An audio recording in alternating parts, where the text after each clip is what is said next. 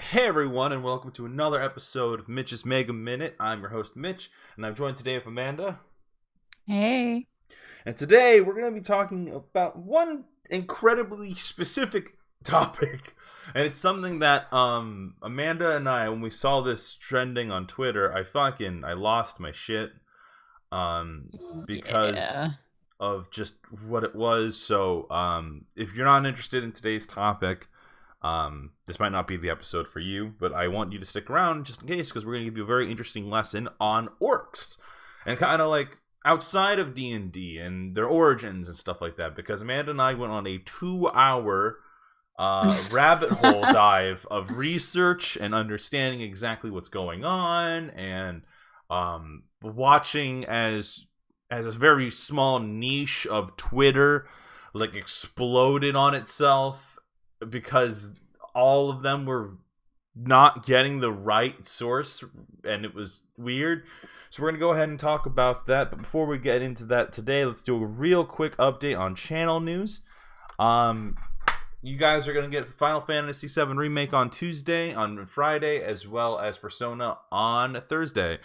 So I did grind a little bit in Persona. So hopefully that won't be such a huge fucking nightmarish, hellish, goddamn problem like it was. Those guys are hard, dude. Those guys are fucking nonsense. I might like grind a little bit more actually, like after the stream. I don't know. But I want us to try to get through that a little bit easier. So that's going to be a thing. And with Final Fantasy VII Remake, we're getting pretty close to the end. Like not like close, but we're getting to like a part of the game I wasn't expecting us to get to so quick. Well, I mean, we are going through like 4 hours, That is 3 to true. 4 hours, like a pop. Yeah, it is true. I'm not used to us streaming such big chunks of time, but I mean that's going to be the new standard here.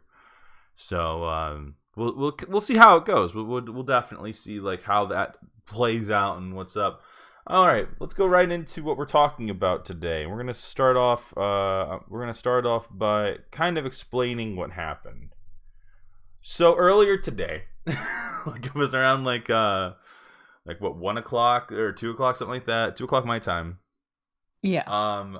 We were just having a normal ass conversation, and all of a sudden I see that orcs were trending on Twitter, and I thought, oh sweet. Finally, the orcs are getting the respect they deserve. Yeah. I've been really pushing orcs in my D&D stuff. I really like the way that they are handled in things like World of Warcraft. So I was like, okay, let's push that shit. Like these guys are cool. They're proud warriors. They're really super cool.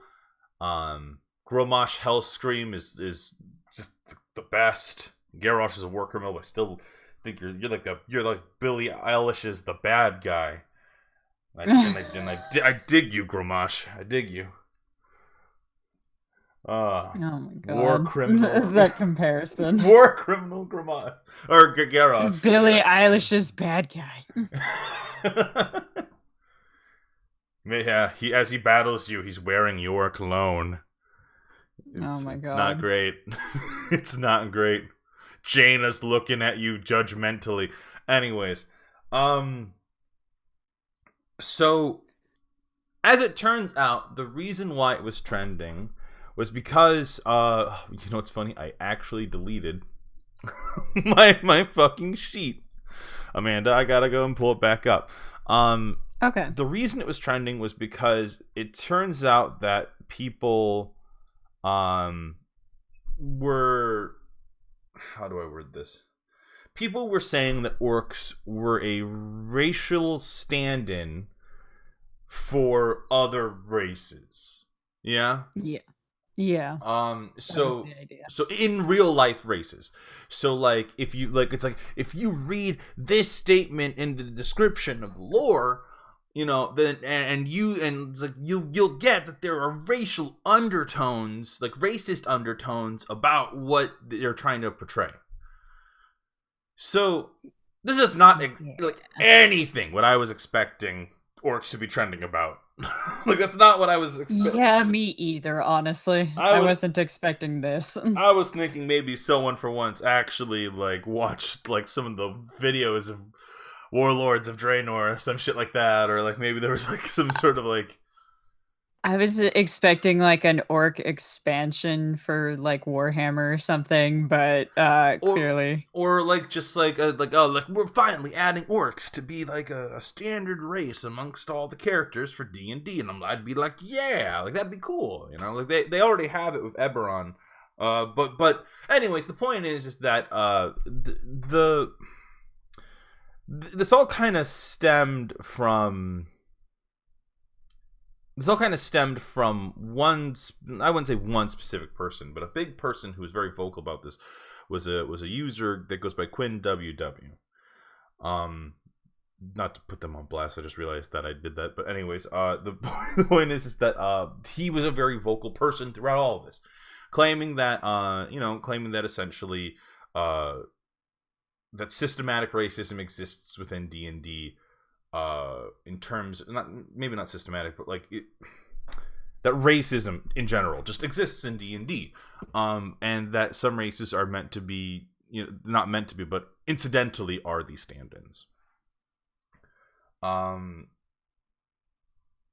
So there's a problem with that.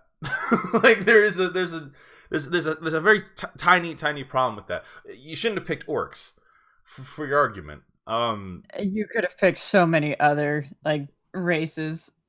They're honestly. So it gets complicated, right? So we spent a good to run you through what happened. We spent like a good hour just straight up discussing what exactly makes that argument work and what doesn't make it work, right? Right. So the argument is, let me pull up, like, go ahead and say a few words while I pull up. Like, okay, yeah, not a problem. Oh my god, you were right. There is just people pushing their orc porn in this tag. Yeah, now don't go looking for it, because artists kind of were like, oh hey, I can take advantage over the fact that this is trending, and so not safe for work artists started pushing their own shit without like actually looking through the tag. That orc has the cleanest butthole I've ever seen. Oh my god. Alright, I found it. I fucking found role-playing an orc, and I'm gonna put it up on the bit, but go ahead and say your thing while I set it up. Okay. So a lot of the ideas that were being pushed in that Twitter feed oh yeah, they're shilling hard. Yeah, I know, next in. But one of the ideas that was being pushed was that orcs were a representative for African American people and other tribal races. Which hi, I'm right here. Thank you. No, I'm sorry. Go ahead. And that kind of took us on like a deep dive of, okay, so orcs come from somewhere, right? Where do they come from? And if they're based off of anything, what are they based off of? Because a huge argument that I kept seeing over and over was that they were meant to be black people. But diving into where orcs came from, they're actually based off of the Mongolians. Which we will get to in a second. Yeah, we will definitely be getting into that. But it kind of took us down a rabbit hole of like, okay, so D&D was made in like the 70s, but where did they get their inspiration from? They pulled it from Tolkien. Obviously, like some of the races match up almost exactly with Tolkien's. And we noticed that there was a lot of confusion going on because the main topic was about D&D. And then people started pulling like Tolkien in. And then other people started pulling fucking Warcraft in. And then other people pulled Warhammer in. So this whole I fucking laughed like a goddamn hyena because people were responding to different things.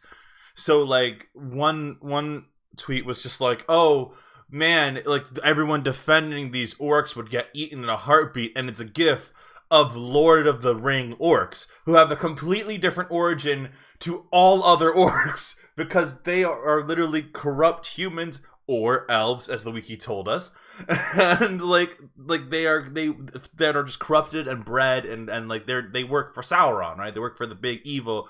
So like there's just confusion amongst everyone who's like arguing and debating because no one knows exactly which orc they're either defending or fighting against.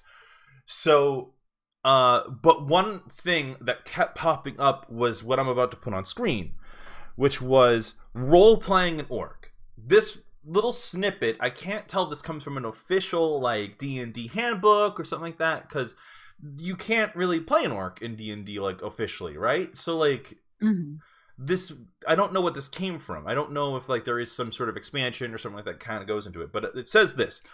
Most orcs... I mean, you can play an orc. Oh, okay. Yeah, orcs are totally an option. Okay. They're just not widely accepted. Oh, that's weird. Yeah, you can totally be one. You just, like, people will have a bias against you. Oh.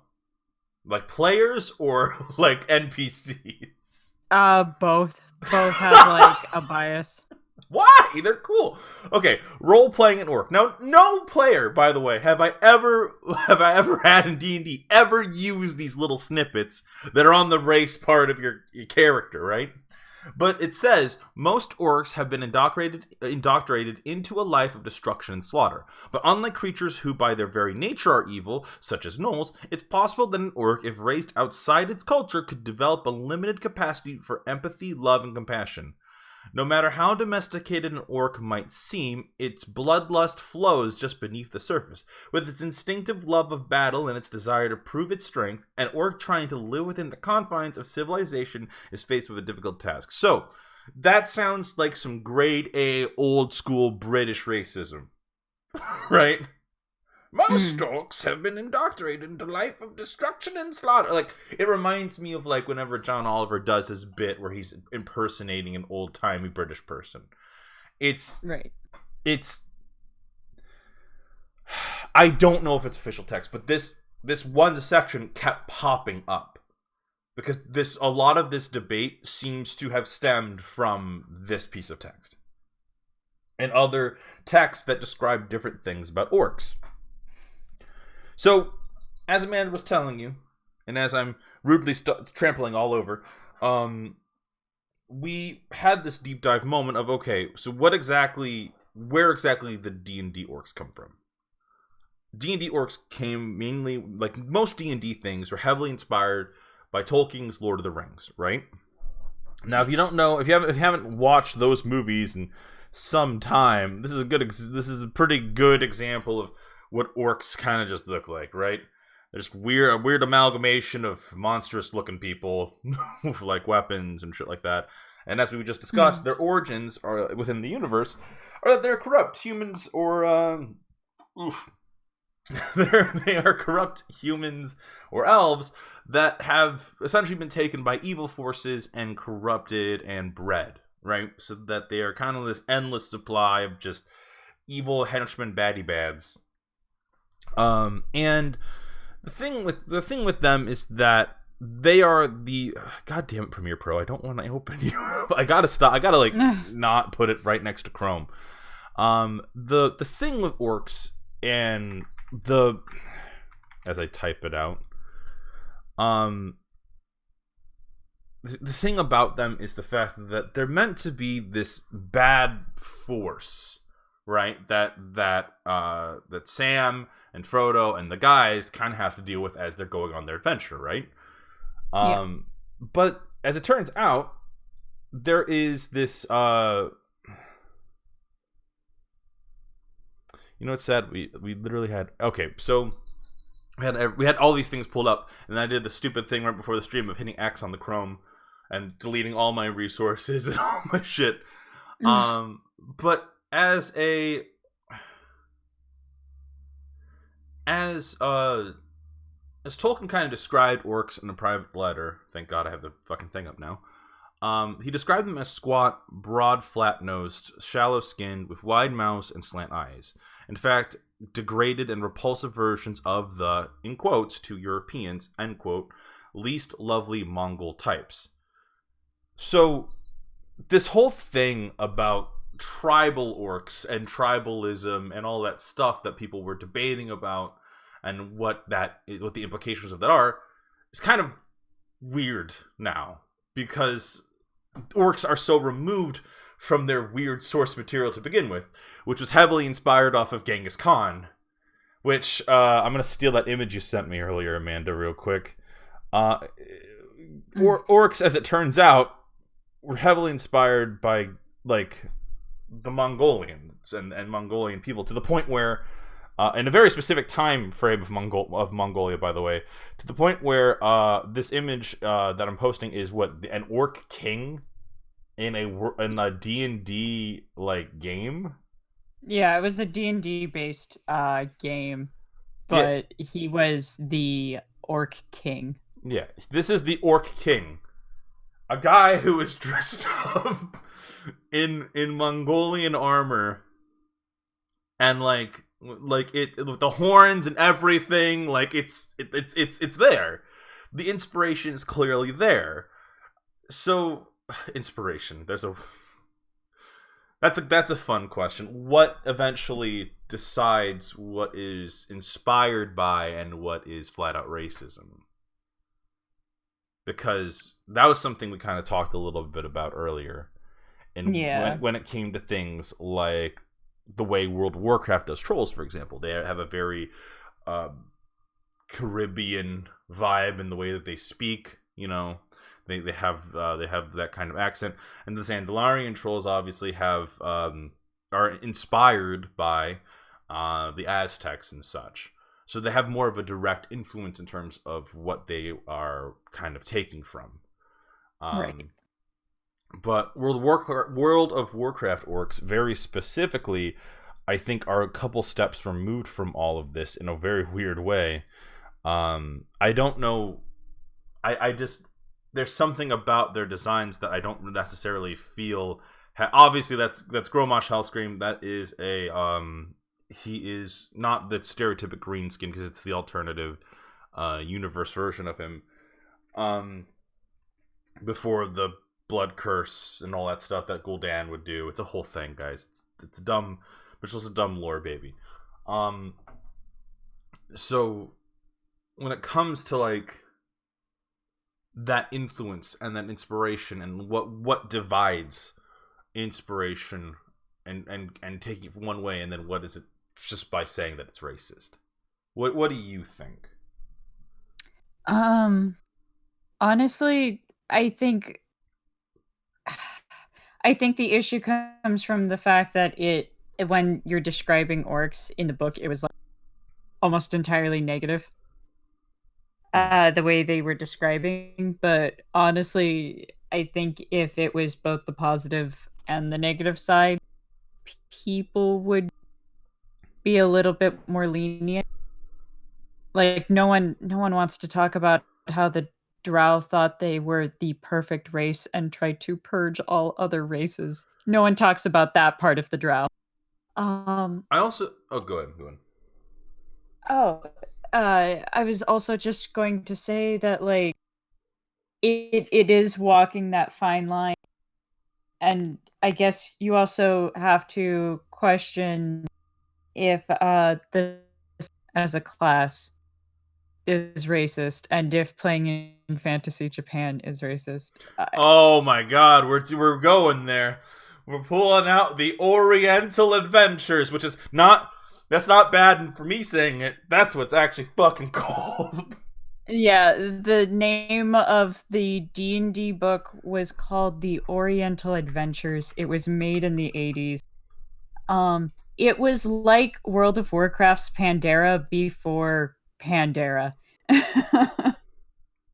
And I do mean that very literally. The only Asian races were animals that could turn into hot girls or ghosts. And that was it. I forgot the race of ghosts. It doesn't matter if they were ghosts. I had the book cover right here. This is the most 80s oh, what do you think of Fantasy Asia? And it's samurai guy with a chain, horse monster. Okay,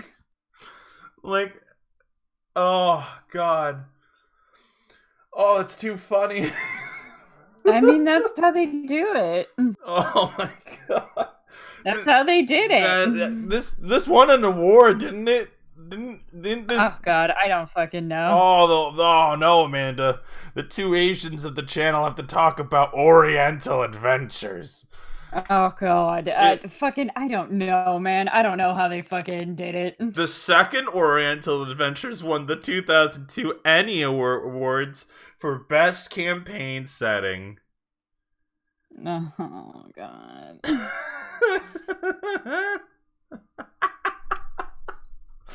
Oh, it's best campaign setting in the Oriental Adventure. That's right. Oriental Adventure. Who could forget such classics as Race of Ghost?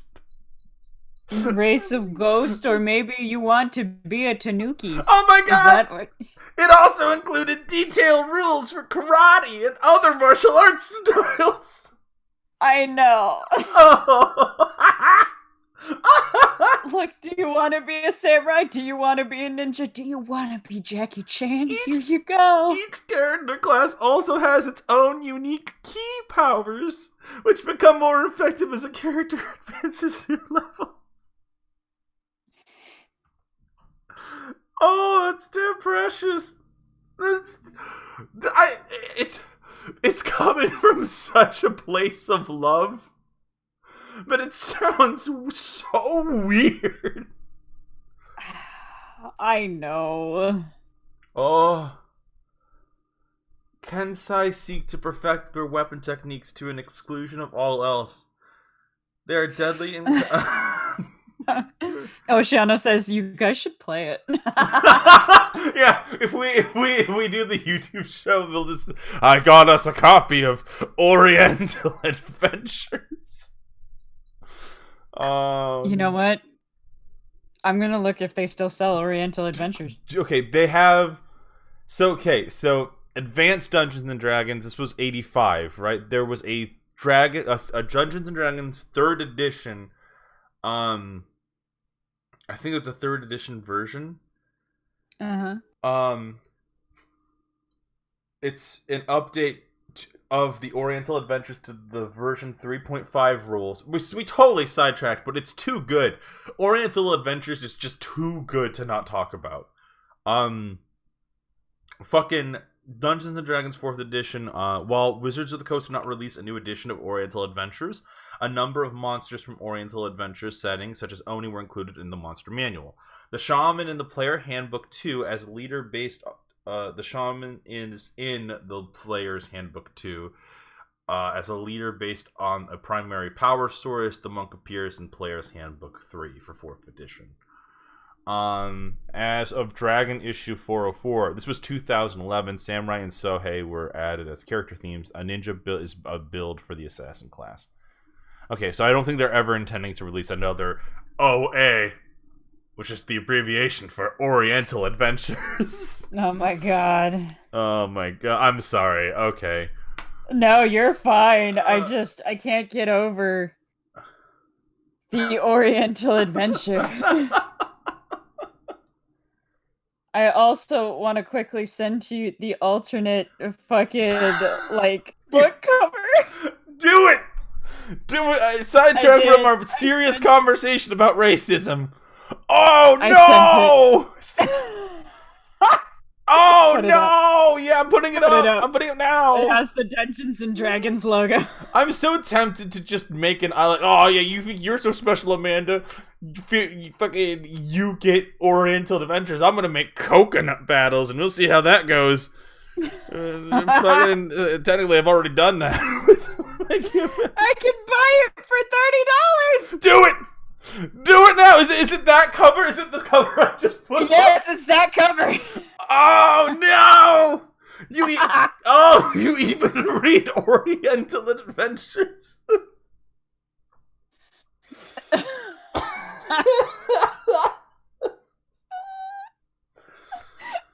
Oceano. There's a lot of comments happening. Oceano says, imagine saying to your crush, let's have an Oriental adventure. Oh my god. And Nextian says, no, not $30. The player's handbook is more expensive.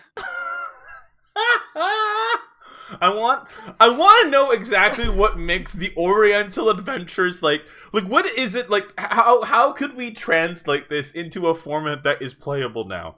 Is it an actual module, or is it just a player's handbook? Because that's what it's an expansion. Each version of Oriental Adventures provides rules for adapting its respective version of D&D for campaign settings based on the Far East. Okay, so I'm sorry, real quick. So are you telling me that they gave 14-year-old children the complete creative control over a Far East setting? Yes. There was no modules. There wasn't something they just said, let's go here to the magical land of where the fuck does this take place? Karatur. What? I'm sorry, I just said that out loud for the first time. That's the setting? Karatur? Like character? Yeah. Yeah. Is this a Kalimdor thing all over again? Yeah. Can I love some of the reviews for this book. What? Give me those reviews. The abuse. Some of them, believe it or not, some of these reviews from 2020. People are still playing Oriental Adventures. Great, but could be better.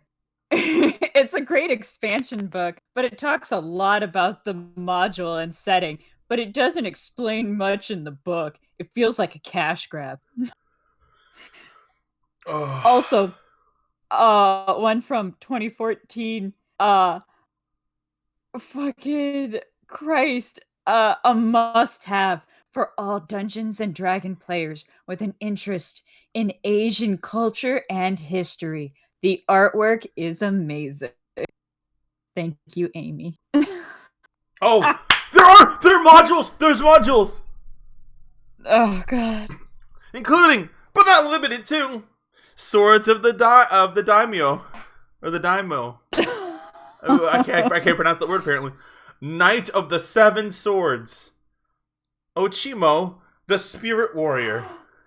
Oh no. Oh no. Blood of the Yakuza. Yeah, in the description of it, it says over 25 new prestigious classes, including the ninja, the tattooed monk, and the Yakuza. Is it races? Or classes? Good question. Good question. Now, let's circle back around to our original topic. You decided to talk about orcs. Okay, also, but not about the Oriental Adventures that is still being sold. Yeah, who could forget such classic module as Mad Monkey versus the Dragon Claw? God damn it! We gotta buy this book. We have to! We have to now! Like, I want this in my personal fucking library. Anyways, we were talking about orcs. And the problem...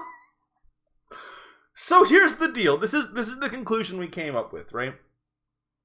So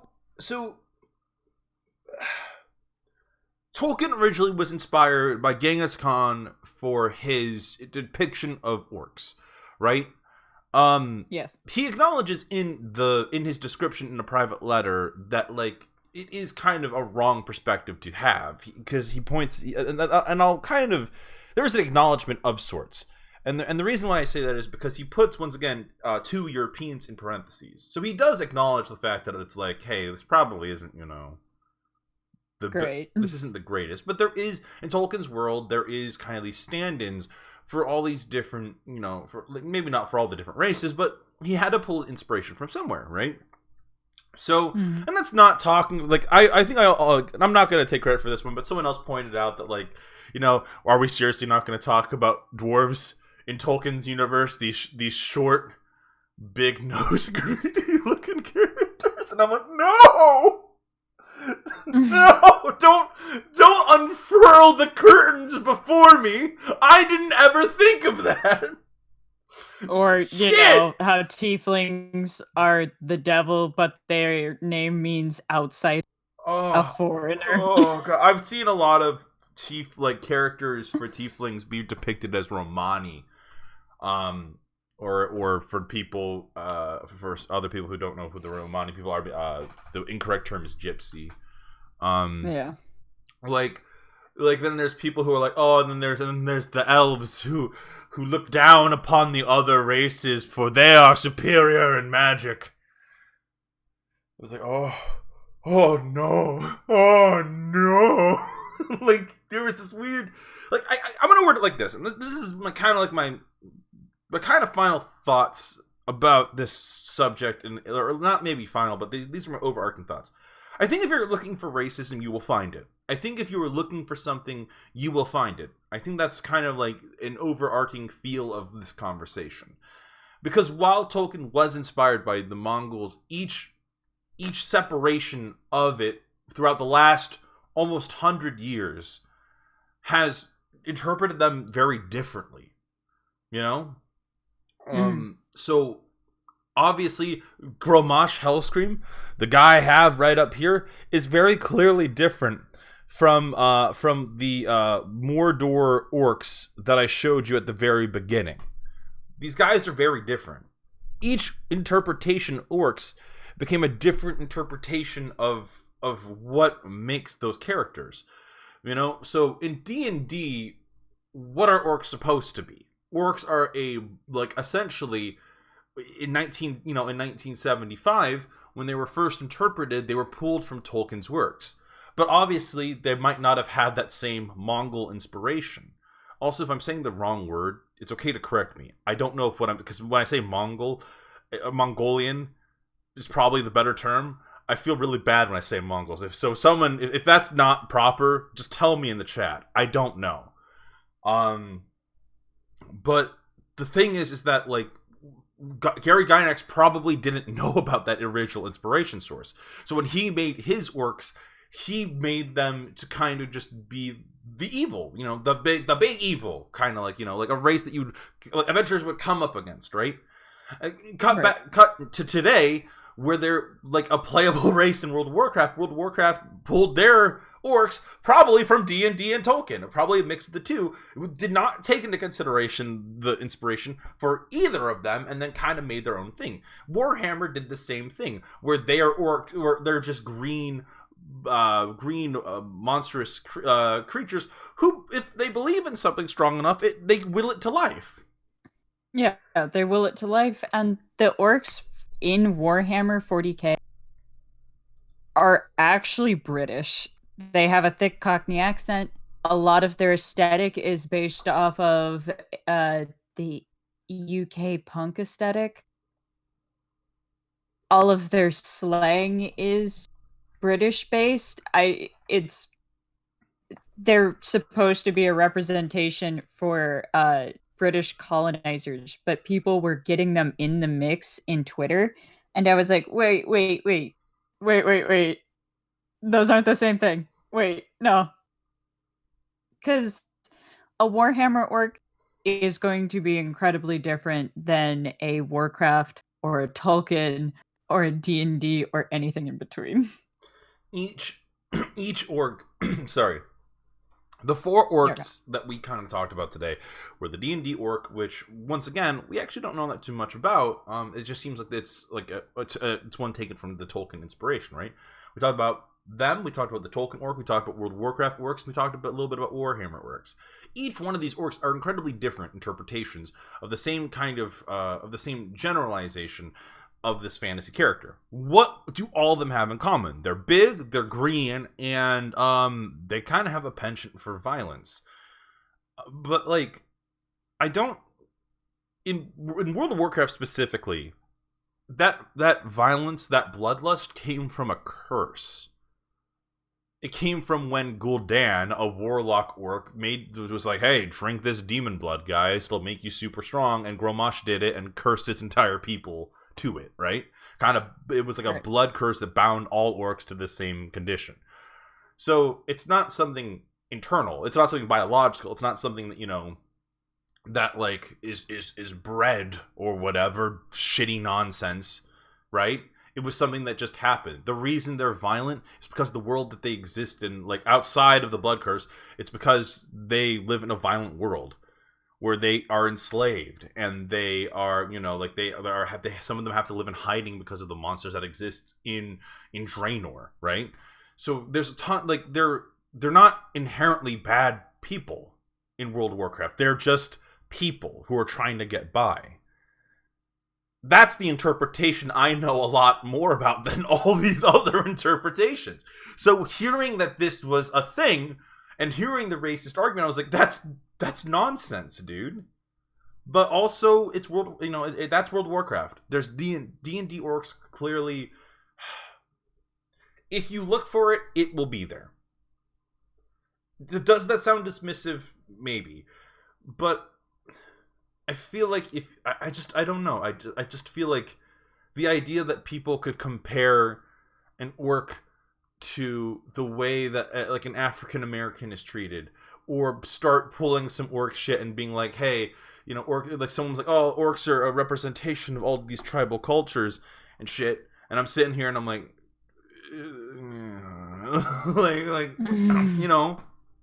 because I'm kind of this amalgamation of these different races, and like I don't think that like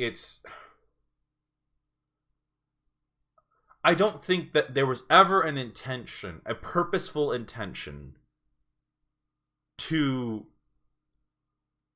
actively be racist towards someone when it comes to the D&D orcs. I think that there's tons of inspiration that came from Tolkien, and so maybe there is this underlying like bit, but we've also evolved a lot from 1975, And besides, no player ever uses the role-playing aspect of their character sheet. I've DM'd for like 3.5 years now, and I can tell you that flat out. Like, no one uses that. So I know that actually was dismissive. But I do feel like if that is the case, I do feel like there needs to be a change in terms of how you approach orcs, if that is the case. Because to say that, like, oh, they could change if they just weren't part of their culture, like, that's a little bit nonsensical. I will put dollars to dollars. I will admit when there are things that are wrong. I do not agree with the fact that orcs in D&D have to have a minus stat to their intelligence if you play an orc. You get +2 strength, 1 constitution, a couple racial feats, and a -1 in intelligence. Orcs are smart. Well, I'm going to go use World of Warcraft again. World of Warcraft orcs are smart as shit. Grommash Hellscream, smart as shit. He's a cunning fucking warrior. He's cool.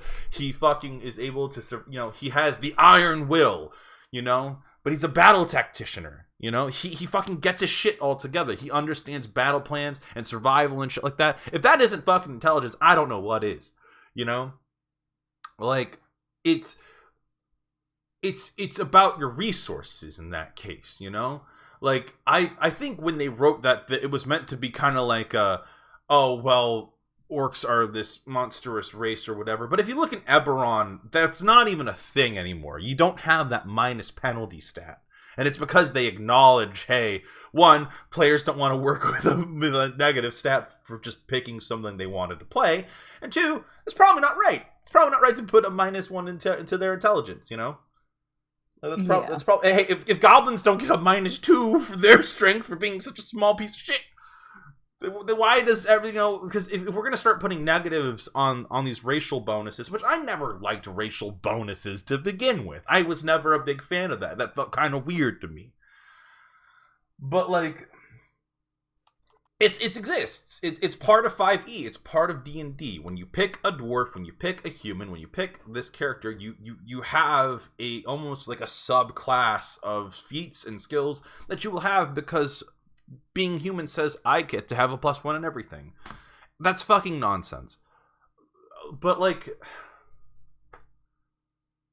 it just felt weird that orcs were the ones with the minus stat. But so I will give you that. I will totally give you that. That is nonsense. That is dumb. But that is super dumb, and I agree. I don't like that. I can kind of try to figure out where they pulled that from, based off of like how stats are interpreted, but at the same time, I don't think it.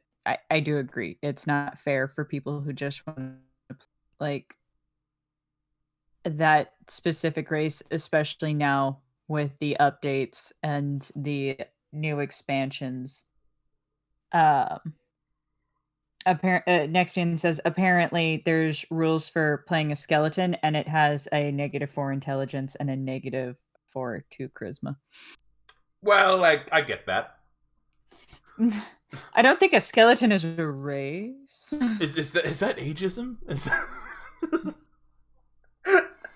They literally don't have. Excuse my bad joke. They don't have skin, and they don't have the goo inside their head. Who thinks? I take offense to that. I'm 62, and I am not a skeleton. I take offense to that. I am Brooke from One Piece. Yeah, he's a bard. Like he's got a lot of charisma. That guy, that Brooke is the fucking best. But okay, so let's give our final thoughts about this. I've already articulated mine. I think if you're looking for racism, you will find racism. I think that's what it boils down to, especially when it comes to this. And it's not supposed to be dismissive, because there is clearly some problems. I will admit that, like, while like I might not necessarily agree, the fact of the matter is that I do not like that text. I do not like that role-playing text at all. But also, I haven't met a player yet who will roleplay that. They don't act like stupid morons when they play orcs, or even half-orcs, Like, yeah. I've not met a player who will do that. They will still be smart to a degree. They'll still be... I say it to a degree because Nate played a character with not a lot of intelligence when he played an orc. But at the same time, he was smart and he had common sense, He wasn't just full of bloodlust and stuff like that, Yeah. They'll still be members of the team. They'll still plan shit out, So, like, I don't think that a player would ever interpret one race to be one way or the other. I do think that D&D racism is an actual problem when it comes to some of the other races. I want to play a drow, but I know that I can't because of, ironically, D&D racism, I don't like the fact that there is a race that you can pick from this big list of characters that have these inherent societal issues that you didn't sign up for, much like societal issues you didn't sign up for in real life. Like, so I do think that there is an issue, but I also argue that when it comes to this very specific example, and not motherfucking Oriental Adventures, like, Also, I got the PDF for it. Yes. All right, we can go over that. We can go over that after the podcast. But yeah, that's essentially all I have to say. Is that I think that if you're looking for racism, you will find it. And I feel that most people who play D&D do not have these hang-ups about orcs. But I will also argue that D&D does have some racism. There is obviously some, maybe not real-world parallels, but there is like inherent problems with making characters like the drow, where it's like you immediately will have this bias towards you, And that's a problem. I actually have never had a drow player, like, ever. And I think drow are actually pretty cool, I think that like in terms of like the concept of a dark elf is really interesting. But there should never be this like idea of like, finally, Nate's gonna play a drow. You know what that means? I can make up my own fucking hate word to use against him. That's bullshit. That's nonsense. Yeah. What about you, man? What's your final remarks on the topic? Final remarks on the topic. I guess. I mean, I definitely agree with a lot of what you said, and I definitely agree. And I know that lore-wise, they have to give you the option to have it in their own world, but that is the thing about D&D, my wonderful, beautiful friends, is that D&D is an imagination game. And the lore and how every race works and how the whole world works is just optional guidelines, and that's why things like homebrew exist. They're just giving you options. You don't have to play through their modules. You can make your own campaign, right? I've seen many people that have made their own classes, their own races, their own items and tools and worlds and countries, and none of them came from the book. And most people I know don't play orcs like that. And most people I know don't play tieflings as these evil demons. And it's up to you how you play that character. Because at the end of the day, it is your character, and no one can really take that from you. The world you make and the world you decide to play in is your own. If we decide right here, right now, hey, we're going to play Oriental Adventures, then that was our choice to delve into that weird fucking world. But I'm gonna play a fucking says... I'm gonna play a fucking orc samurai for doing Oriental Adventures. Why not play like an orc ninja? I don't think that'll work. You'd be surprised. Essentially, you'd just be an orc rogue. I was reading through it. You'd be an orc rogue. Oh, okay. Yeah. But I mean, like I was saying, if we chose to dive headfirst into that, then that's what we decided. But it's an imagination game where you decide the rules. You get to choose. You get to choose how elves talk, and you get to choose how everything works. Can I just? I don't mean to interrupt. You're okay. But I want to, because I don't like talking about our personal D&D stuff like live on the show or anything like that. But I do want to talk a little bit just before we go. I do want to emphasize how much of this is literally just like I want to help prove your point a bit. Using one of our oldest fucking examples, yeah. Sure. Me, Amanda, Next TN, and Nate have been, and our buddy Josh have been doing a campaign for 3 years now. Yeah. About 3 years now. A little bit less than, but it's called Tribe Time. It's my first campaign I ever wrote myself. And in Tribe Time, and I'm only saying the name out loud live is making me realize how dumb of a name it is. But Tribe Time is my first real D&D campaign. It was my first attempt to kind of make something that I was going to be really interested in, and at the time, I felt this real lack of like kind of like a Samoan culture in myself, and that kind of influence, you know, within like my own storytelling. So I decided to make an entire fantasy setup that was heavily inspired by lore and stories and stuff from my childhood, and stuff that made, you know, stuff that would kind of like be cool not just for me but also to my players. So we talk a lot about Poluto and Gohara, Nafanua, Saviasa Ulio, Mafui, and I also made up some gods and stuff like that to kind of help give this to kind of help give this world flavor and all sorts of stuff. And while I do know that some of you guys had a little bit of a nervousness playing in this campaign, in terms of like how heavily influenced it was outside of medieval Europe kind of influences, you guys, like, for a lot of you, and this isn't just to toot my own DM horn here, but this is like, that's one of your favorite campaigns, you know? Oh yeah. Like for most of my players, it's the one that they talk about. It's one that, you know, that like they're invested in that story. All of my islanders, quote unquote, are tieflings, and I flavor texted them to be a very specific way, with lore, reasoning, and all sorts of crazy stuff that exists within that world. I have no idea how you're supposed to play a tiefling.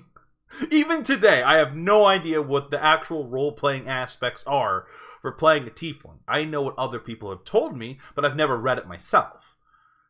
But I made it my own. I took it and kind of molded this bread, like this dough, to make a very specific, flavorful bread that my players enjoyed.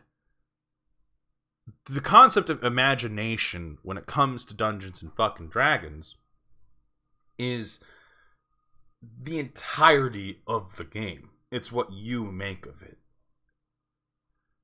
So, you know, just keep that in mind. I don't know, I just wanted to kind of share that, like, we do something, you know, that's my own Oriental adventures. Your own Polynesian adventures. Polynesian adventures. And I mean, yeah, and it could be exactly like how you were saying, where it's your world. You're the DM. It's your fucking world. You make it how you want. If anything, I'd say it definitely tells a person if they're like super racist in their fantasy world. It's like, oh, is this how you really feel, Ted? Is this how you really want? Yeah. This? Oh, no.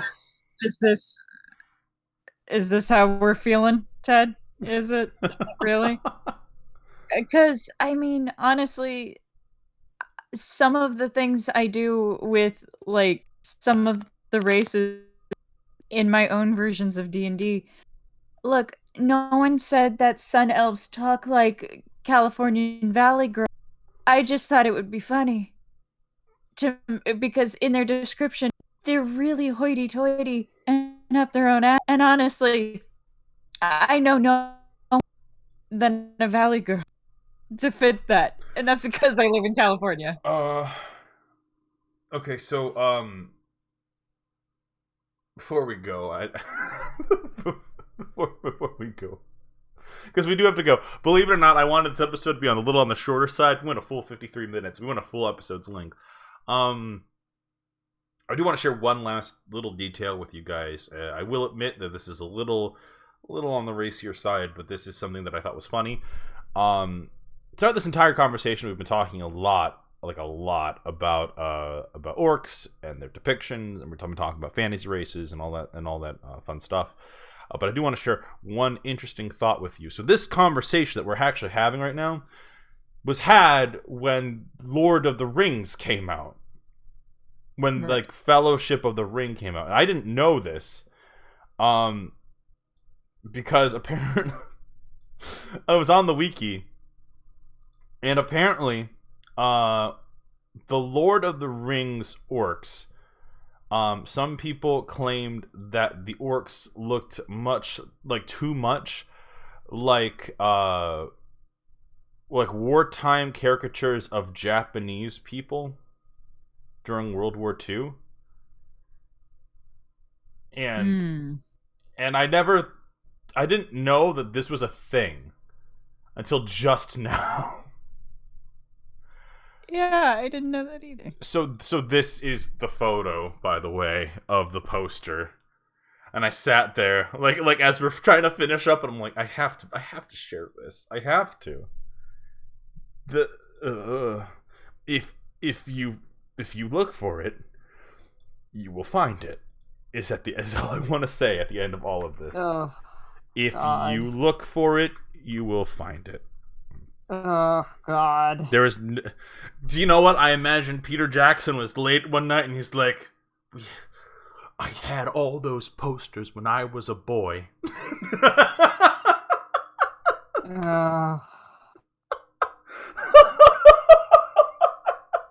it bad that I want to say we went full circle back to Oriental Adventures? This has just been a full circle jerk of orcs and Oriental Adventures. Oh my Christ. God! How does the two topics match? It's so bad. God. It's so bad. I didn't know this was a thing, dude. Like, I didn't fucking know that either. Look how they spell Tokyo. Yeah, fucking first off, you illiterate bastards.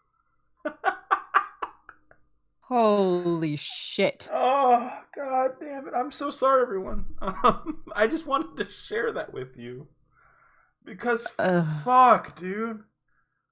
Anyways, if you look for it, you will find it. I want that to be the thing we all take away from this episode. Because, fuck.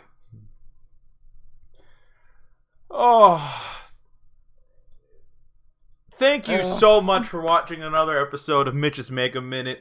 In the comments down below when the video gets published, tell us what you think, because, that's the thing. I do feel like while our stance is kind of different than everyone else that was posting on Twitter, it seemed like they were either super agreeing or super disagreeing. At the end of the day, I'd argue that our stance kind of fell somewhere in between. There are problems, but also I do feel like there's a bit of an, I don't want to go over it again. The point is that, right. Tell us what you think. Especially if you're one of those tribal races that we're talking about.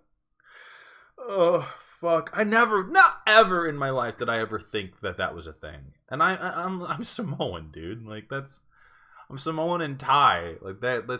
I didn't think of these things. I wouldn't have caught them. I don't think my eye would see such things. I don't have that kind of perception on it, I guess. And as far as I know, outside of Oriental Adventures, I don't think you did either. Look, I knew about how tieflings are like the Romani, and I knew about the Oriental Adventures. I can't help it. Oshana says, I think we need an Oriental Adventures 2.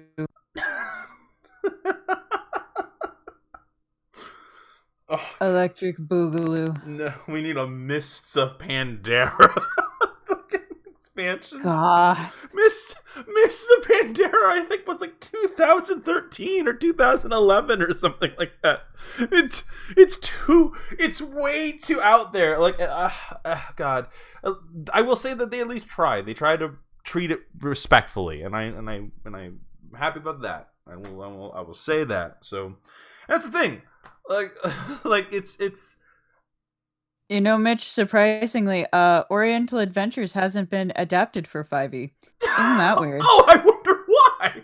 Why wouldn't Oriental Adventures keep making a comeback?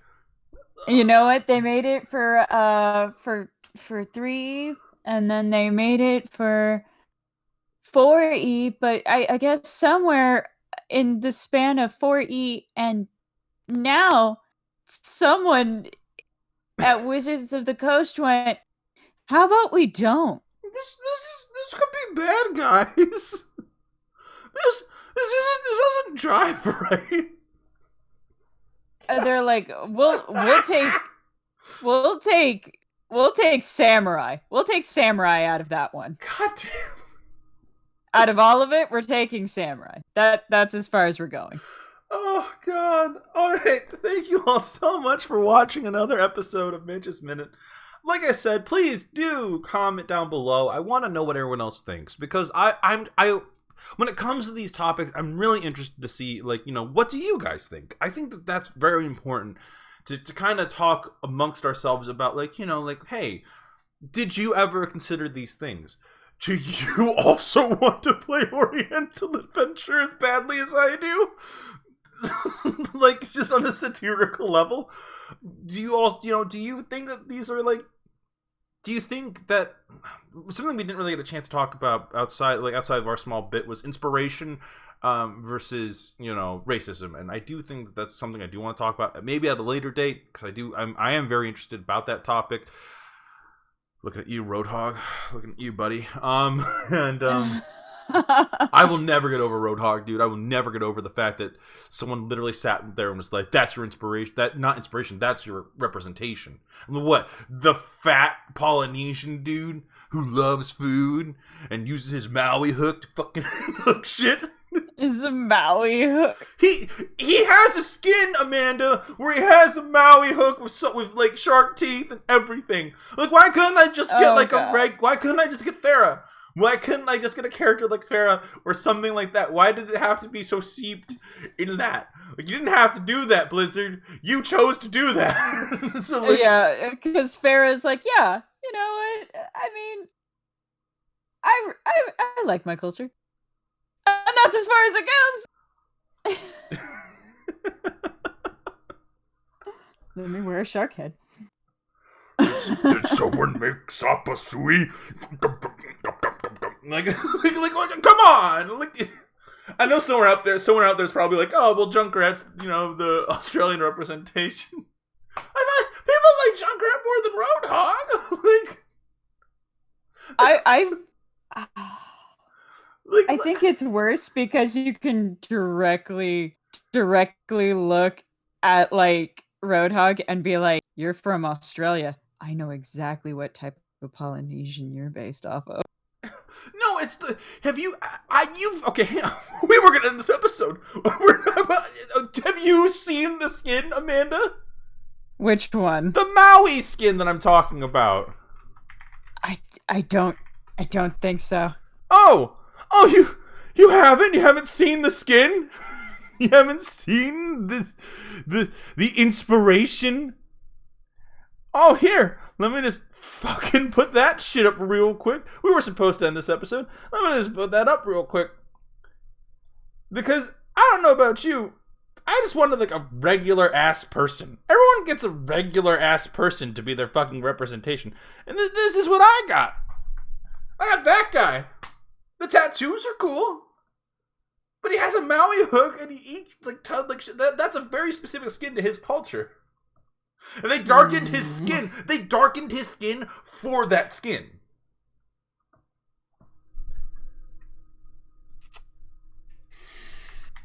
I'm not upset that Roadhog exists. I want to point that out real quick. I'm not upset that Roadhog exists. That's not what this is about. I'm upset that someone literally had the audacity to tell me that is like, that you gotta get over it because that's your representation. That is fucking nonsense, man. Everyone else got cool characters.